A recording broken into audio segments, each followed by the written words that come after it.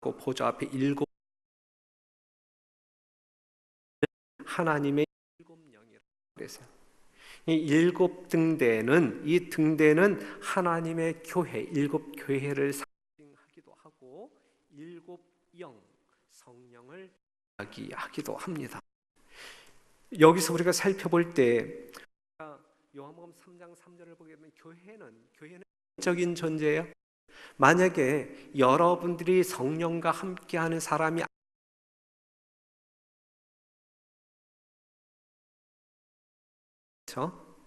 영으로 난 것은 영이요 육으로 난 것은 육이다 그랬거든요. 여러분들은 성령으로 말미암아 거듭난 사람들이죠. 단순히 그냥 물속에 들어갔다 나옴으로 말미암아 그냥 하나님의 어떤 그 자녀라고 말할 수 있는 사람들이 아니죠. 우리는 영으로 성령으로 말미암아 거듭난 사람들. 그렇기 때문에 일곱 등대는 온 세상을 비추는 이 일곱 등대는 영으로 거듭난 사람들, 즉 성령에 사로잡힌 사람들에 의하여 하나님의 거룩한 빛이 증거되어지는 것이다 라고 하는 사실이죠. 영의 사람, 참다운 교회, 바로 이 자리에 앉아 계신 여러분 모두가 되기를 간절히 바랍니다. 출애굽기 27장 20절, 너는 또 이스라엘 자손에게 명하여 감나무로 찧어낸 순결한 기름을 등불을 위하여 내게로 가져오게 하고 끊이지 말고 등불을 켜되 아론과 그 아들들로 회막한 증거궤 앞 회장 밖에서 저녁부터 아침까지 항상 여호와 앞에 그 등불을 간검하게 하라. 이는 이스라엘 자손의 대대로 영원한 규례니라 그랬어요. 여러분들이 아시다시피 일곱 등잔이 모두 꺼진 때는 단 한 번도 없었다라고 하는 사실이죠. 예수께서 성령의 봉사를 통하여 끊임없이 우리에게 빛을 비추어 주시고 계시다 이거죠. 그렇기 때문에 우리의 삶을 통하여 우리는 끊임없이 빛을 발하는 생애를 살아야 된다라고 하는 사실이죠. 자, 여기에서 우리가 얻는 교훈이 있다고 하면 이 성소를 비추었던 이 일곱 등잔이 한 번도 그 빛을 꺼먹은 적이 없대요. 늘 항상 여호와 앞에 있음으로 말미암아 빛을 발하였다라고 하는 사실이죠. 성도 여러분, 여러분들은 빛이에요. 그렇죠? 누구 앞에서 빛을 내야 할 여호와 앞에서 언제 항상 꺼지지 아니하고 빛을 내어야 할 영의 사람들, 하나님의 참 백성들, 그러한 생애를 살게 되기를 간절히 바랍니다. 이 내용을 공부하면서 우리는 정말 우리는 어두움을 비추는 빛으로서 하나님의 영에 의하여 사로잡힌 자 되어서 한순간도 꺼지지 아니하는 가운데 늘 여호와 앞에 서 있는 자로서 세상을 환하게 비추는 빛으로 살자. 이것이 여러분과 제가 결심해야 할 이고 실제적으로 그렇게 살아야 할 우리들의 삶의 내용이 되어야 하는 것입니다.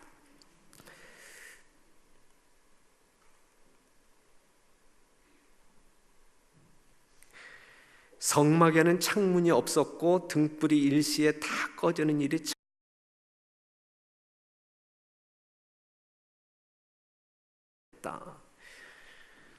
우리 별내교회 성도 모두는 하나님께서 일곱 등대로서 밤낮 쉼 없이 그침 없이 빛을 바람으로 말미암아 하나님께로 나아가는 그 길을 밝히는 생명의 길을 밝혀주는 그러한 하나님의 귀한 사명들을 감당하게 되기를 바랍니다. 그 다음에 이 성소 첫째 칸에 또 하나의 기구가 있는데 그게 떡상입니다.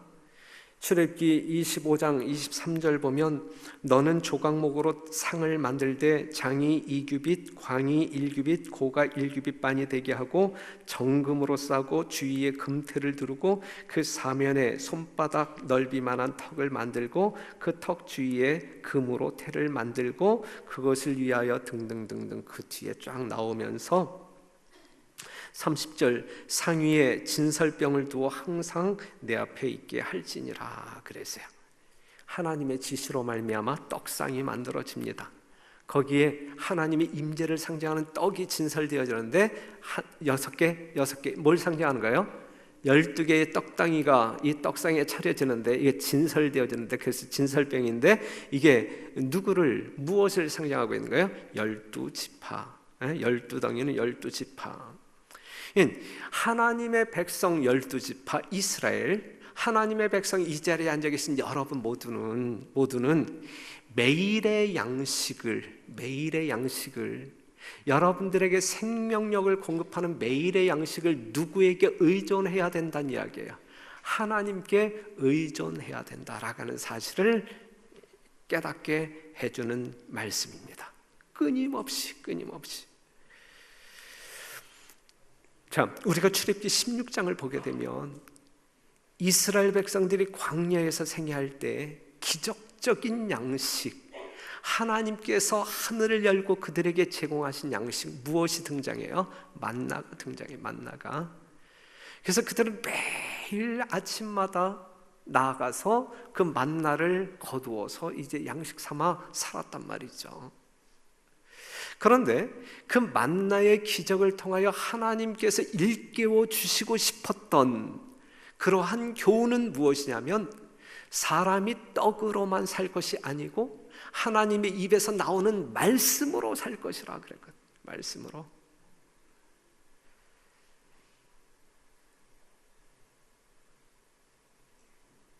참, 이러한 사건을 통하여 우리는 무엇을 지향해야 되냐면 정말 육의 양식을 위하여, 매일의 양식을 위하여 하나님께 의존하듯이 우리의 영원한 생명을 위하여 하나님의 양식을 구하는 그러한 사람들이 되어야 되는데 그 양식은 뭐 해야 한다? 매일 먹어야 돼. 매일 먹어야 돼.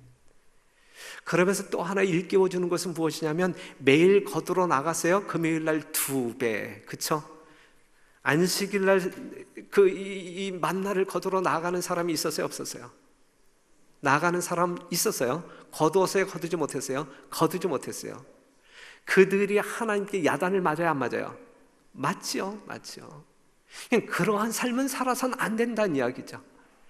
안식일 날에도 뭔가 양식을 거두러, 만나를 거두러 나간 사람들의 마음 가운데는 하나님을 전폭적으로 신뢰하는 믿음이 있었던 거예요, 없었던 거예요? 없었던 것이고 오직 무엇만 있었던 거예요? 한 끼라도 더 많은 것을 얻기 위한 자기의 세속적인, 육욕적인 이기심만 가득 찼단 말이죠. 그러한 생에 살지 말란 이야기예요. 이 말씀을 통하여 그러한 생에 살지 말고 매일의 양식을 위하여 육적인 양식이든 영적인 양식이든 하나님만을 전적으로 의존하는 가운데 그 하나님 없이는 우리가 한순간도 살 수 없다라는 그러한 믿음과 신뢰를 가지고 하나님을 섬기자, 이것이죠. 요한복음 6장을 보게 되면 그 전에 우리 하나님 예수님께서는 이 오병이어의 기적을, 떡덩이 5개로 몇 명을 먹여요? 5,000명을 먹여요. 그랬을 때에 수많은 사람들이 예수님을 따랐어요. 그렇죠? 그리고 그 예수님을 그들의 무엇으로 추대해요? 왕으로. 그러면 우리는 굶어 죽지 않는다 이거죠. 그러한 그들에게 우리 예수님께서는 무엇을 일깨워 주기를 원했어요? 그들에게 육적인 빵을, 육적인 떡을 제공하시는 분임을 일깨워 주었을 뿐만 아니라 그러한 이적을 통하여, 그러한 사건을 통하여 예수님께서 진짜 심어주고 싶었던 것이 무엇이었는지,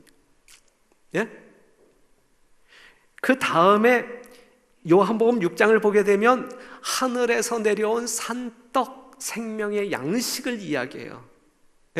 내 살은, 내 피는, 이렇게 이야기하면서 그랬을 때 이 육적인 떡을 받아 먹었을 때에는 정말 있는 마음, 진짜 이 간까지 빼내어서 하나님께 영광을 돌렸던 그 수많은 군중들이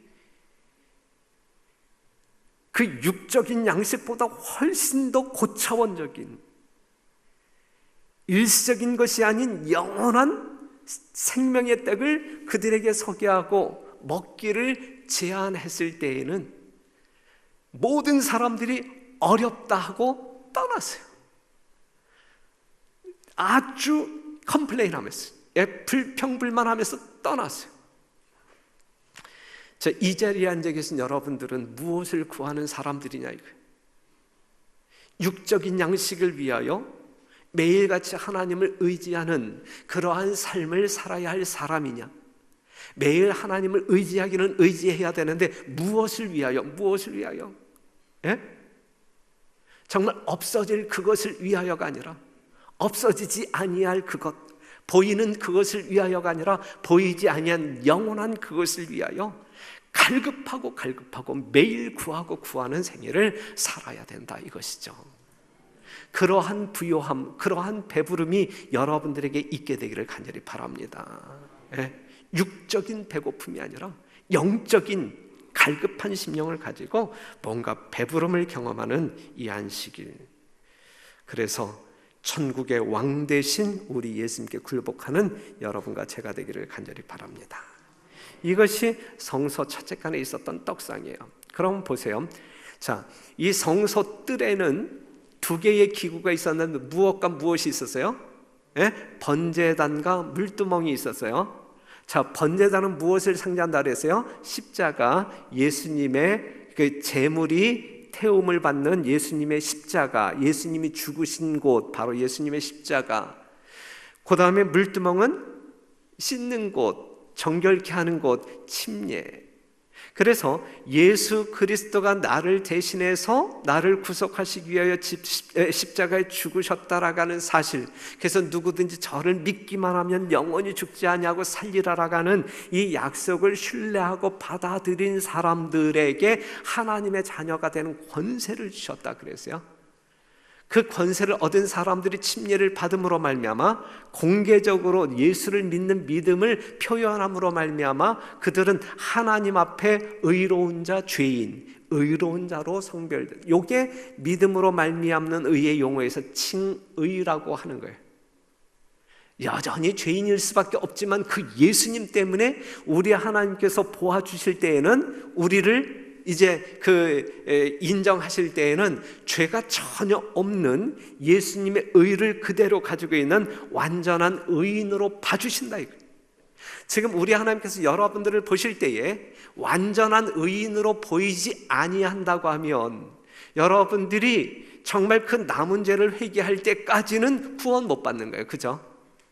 하지만 오늘 이 시간 여러분들이 예수 공로를 의지함으로 말미암아 십자가를 믿는 믿음으로 말미암아 이 자리에 앉아 계시다고 하면 여러분들의 지금 현 상태가 어떠하든지를 막론하고 우리 하나님께서는 여러분들을 완전한 의인으로 인정해 주신다라고 하는 사실.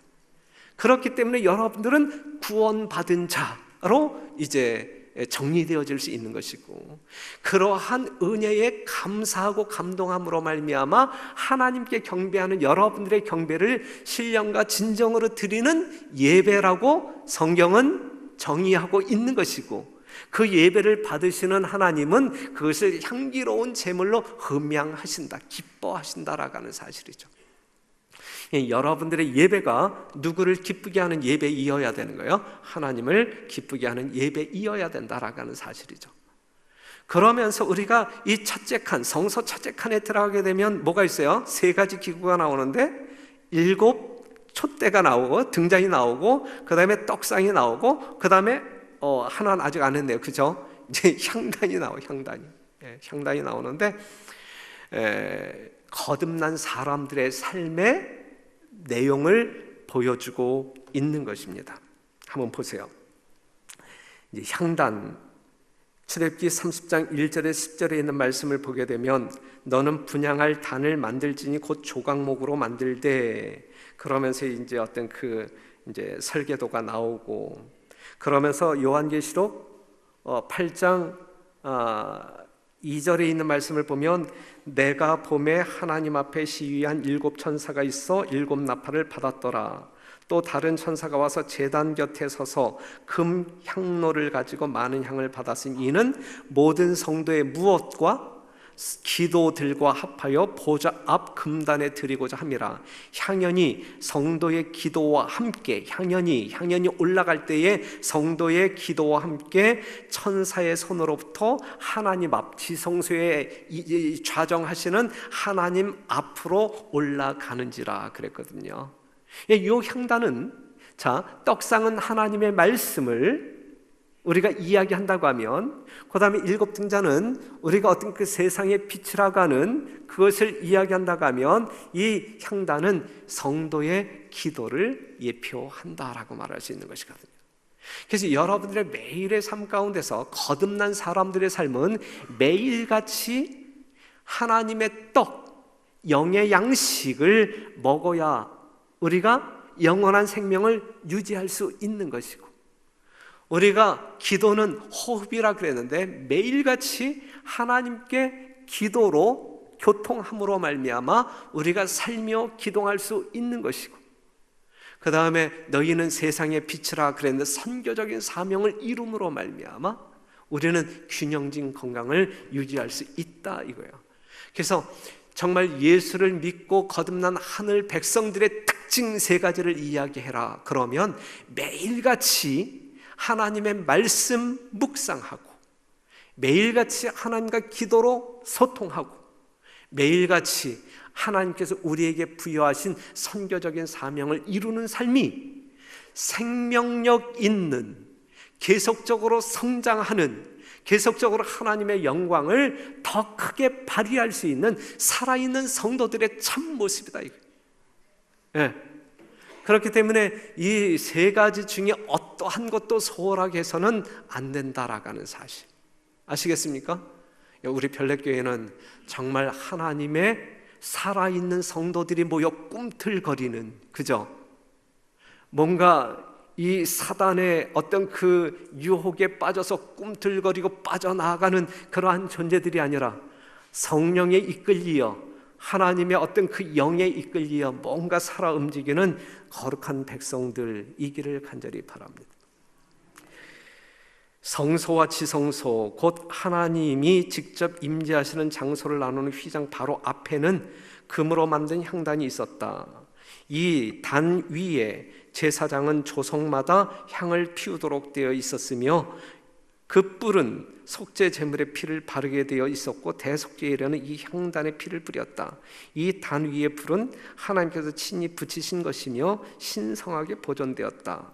거룩한 향은 밤낮 없이 성막 전체와 성막의 주인은 물론 원망까지 그 향기를 풍겼다 그랬어요. 기도하는 성도들은 향기 나는 성도들, 악취가 아닌 향기 나는 성도들, 그것이 멀리까지 이렇게 번져 나가는 그러한 아주 은은한 감동을 주는, 다른 사람들을 뭔가 편안하게 해주는, 뭔가 하나님께로 이끌고자 하는 그 냄새를 맡고 하나님께로 나올 수 있게 하는 그러한 향기의 소유자들이 되어야 할 것입니다.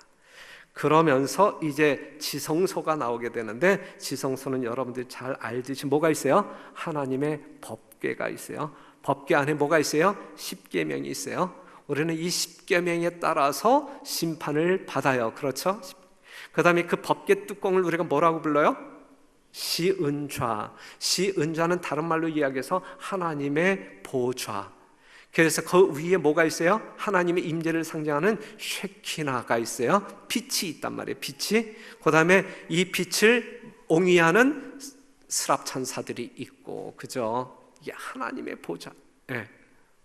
그래서 우리는 예수 그리스도의 십자가를 믿음으로 말미암아 하나님의 의로운 백성들이 되는 것이고, 정말 하나님의 백성으로 거듭난 사람들이 말씀과 기도와 선교를 통하여 정말 이제 성도의 삶을 살다가 우리 주님 오실 때에 하나님을, 영광스러운 하나님을 보게 될 것이다 라고 하는 사실, 그죠?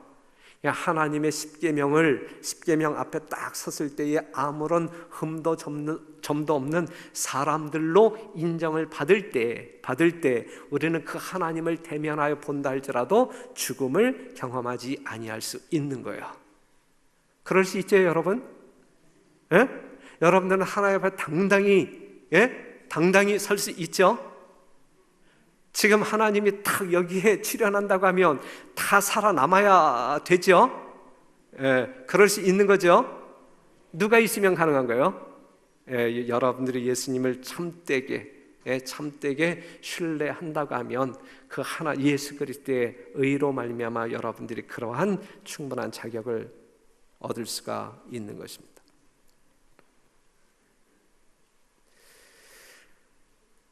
이 시간에 잠깐 제사장이라고 하는 이제 성소의 기구는 이제 우리가 간략하게 이렇게 살펴보고 이 성소에서 봉사하는 그 사람이 나오는데 우리는 그를 뭐라고 불러요? 제사장이라고 부른다. 출애굽기 28장 1절 너는 이스라엘 자손 중 내 형 아론과 그 아들들 곧 나답과 아비후와 엘라살과 이다마를 그와 함께 내게로 나오게 하여 나를 섬기는 무엇을 제사장 직분을 행하게 하되 그랬어요. 제사장이 나오죠. 출애굽기 29장 9절 아론과 그 아들들에게 띠를 띄우며 간을 씌워서 제사장의 직분을 그들에게 맡겨 영원한 규례가 되게 하라. 제사장 직분을 맡겨. 히브리서 5장 1절 보면 대제사장마다 사람 가운데서 취한 자이므로 하나님께 속한 일에 사람을 위하여 예물과 속죄하는 제사를 드리게 하나니 그랬어요. 여러분들이 잘 아시는 대로 이 제사장의 사역은 한마디로 말해서 어떠한 사역이에요? 제사장의 사역은 어떠한 사역이에요? 중보 사역이에요. 중보 사역. 백성들의 어떠함을 가지고 누구 앞에 나아가는, 하나님 앞에 나아가는.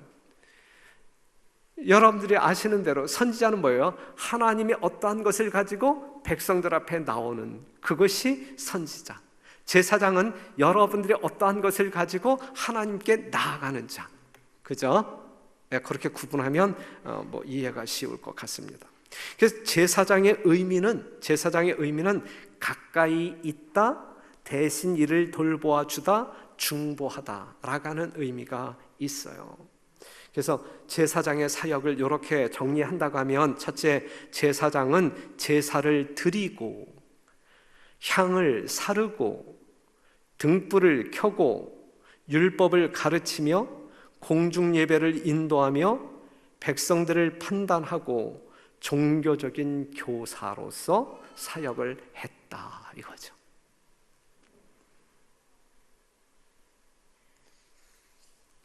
여기까지 이해됐습니까? 제사장들은 성소에서 이러한 봉사를 했어요. 가인과 아벨 때는 개인이 희생제사를 드렸어요. 개인이. 그 다음에 부조 시대 때는 가정과 부족의 아버지가 제사장이 되어서 희생제물을 드렸어요. 노아 때도 그랬고 아브라함도 그랬고 야곱도 그랬고 욥도 그랬고. 그 다음에 시내산에서 신정정치가 수립되고 성소 제도가 시작되면서 하나님은 이스라엘의 장자를 대표한 레위 족속을 택하여 제사장을 삼았어요. 시대적인 변화를 이야기하고 있는 것입니다. 그렇다고 하면 이 하나님의 거룩한 성소에서 이 백성들의 죄를 중보하기 위하여 택함을 받은 이 제사장, 누가 택함을 받았어요? 레위인들이 택함을 받았어요. 레위인들이 제사장으로 택함을 받은 이유는 무엇일까? 하나님의 마음에 합한 자이었기 때문에 그래요. 어떠한 사건을 통하여 그들은 하나님 앞에 충성스러운 하나님의 마음에 합한 사람 되었어요? 우리가 출애굽기 32장 26절에서 29절에 있는 말씀을 보게 되면 이 모세가 시내산에서 법궤 들고 내려왔을 때에 아론에 의하여 이 백성들이 지금 무엇을 숭배하고 있었어요? 금송아지를 섬기고 있었어요. 그때 모세가 외쳤죠. 뭐라고 외쳤어요? 누구든지 여호와의 편에 있는 자는 내게로 나오라. 그랬을 때 누가 나갔어요? 레위 지파가 나갔어요. 레위 지파가. 다른 지파들은 안 나. 레위 지파. 그냥 남들이 우상을 숭배할 때에 하나님을 섬기는 백성으로, 족속으로 구별되어졌어요. 그러한 사람들을 통하여 하나님께서는 하나님의 거룩한 일을 하실 수 있는 거예요. 그죠? 네. 성도 여러분, 여러분들은 이 마지막 시대에 택한 족속, 왕 같은 무엇이라고 그랬어요? 제사장. 그런데 그냥 제7일 안식일 예수 재림교라고 하는 울타리 안에 있으면 다 제사장이냐라고 이야기할 때, 제사장 같은 사람이 제사장이죠. 그렇죠? 이 레위 족속과 같이 여호와 편에 서 있는 사람이어야 제사장 직분을 감당할 수 있는 것이죠. 그냥 재림교인들이라고 해서 다 하나님께서 주신 사명 감당하는 거 아니잖아요. 예. 그렇다고 하면 여러분들은 오늘 어느 편에 서야 할 것이냐, 어느 편에 서야 할 것이냐. 교회의 편이 있어요, 없어요? 예? 교회의 편이 있어요, 없어요? 있어야 돼요, 없어야 돼요?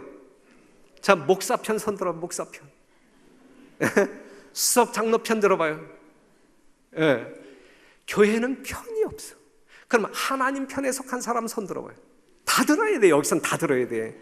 여기서 들지 않으면 문제가 있는 거예요. 그렇죠? 예. 그러니까 교회는 다 하나님 편에 속한 사람만 있어야 돼요.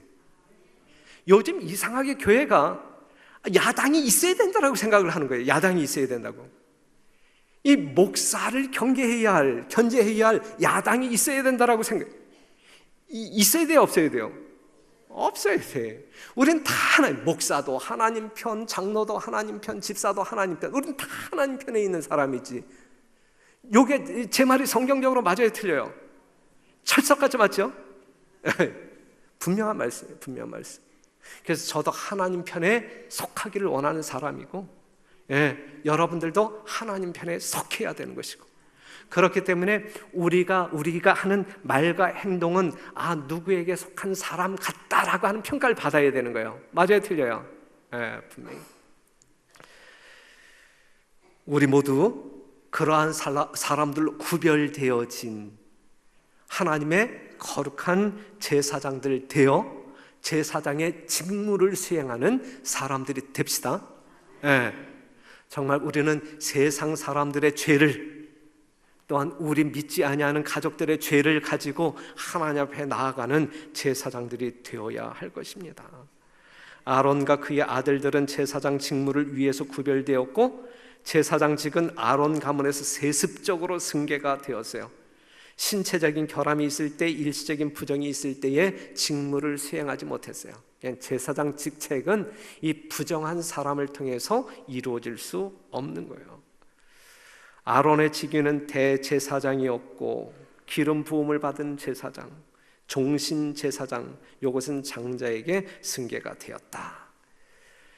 그러면서 이제 다윗 시대에 들어가게 되면 이 제사장들이 너무, 이 아론의 후손들이 막 이렇게 번식을 해가지고요, 인구가 늘어나가지고 이 제사장들이 너무너무 많았어요.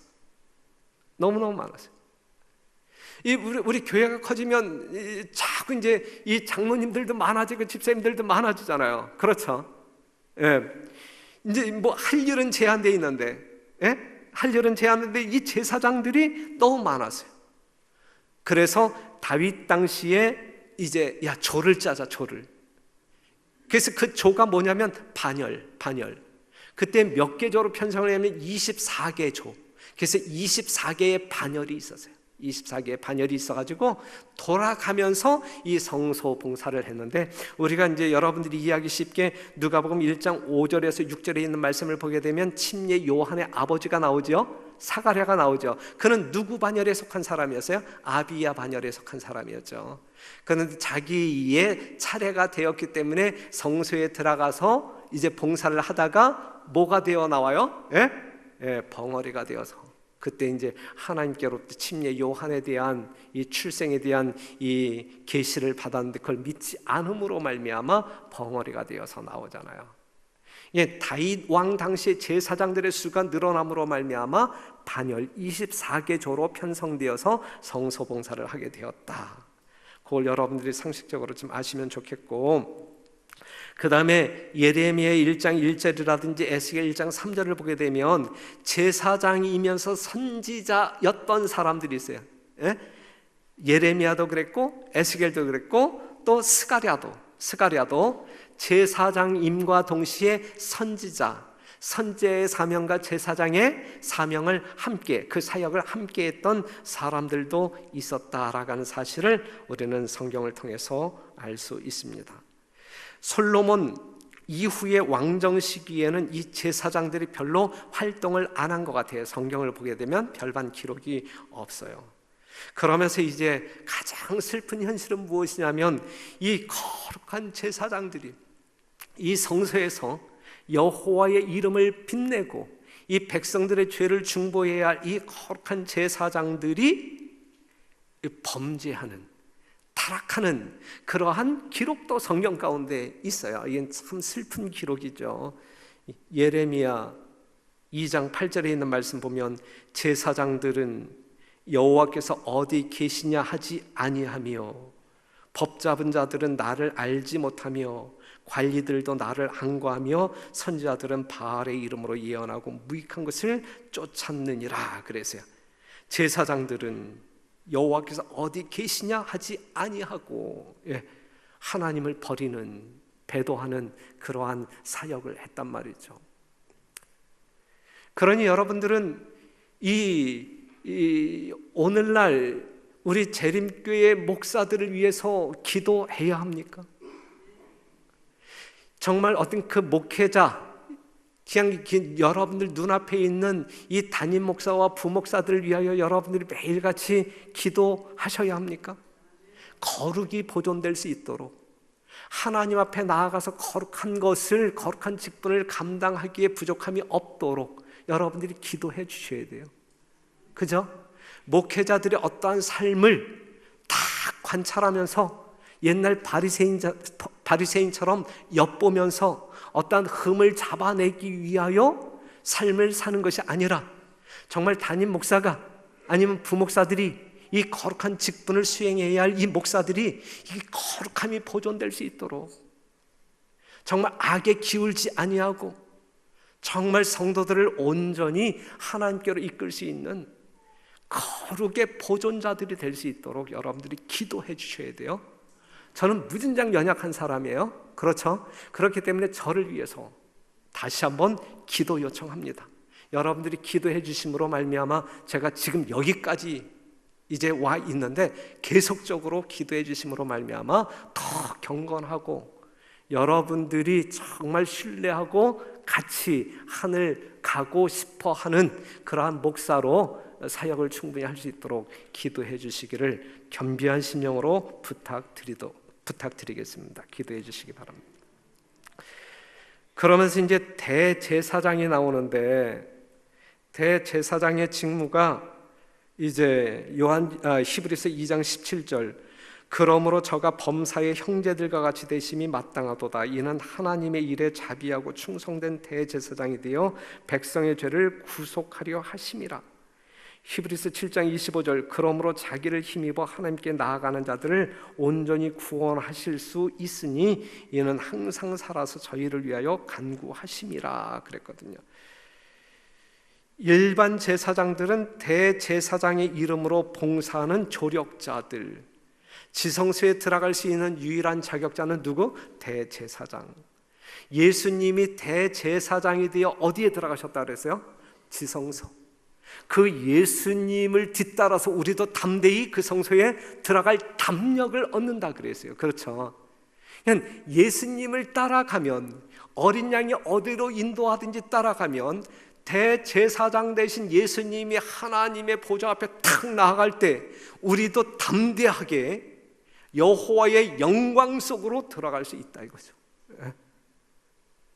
성도 여러분, 우리는 예수님 따라다니는 사람이어야 돼요.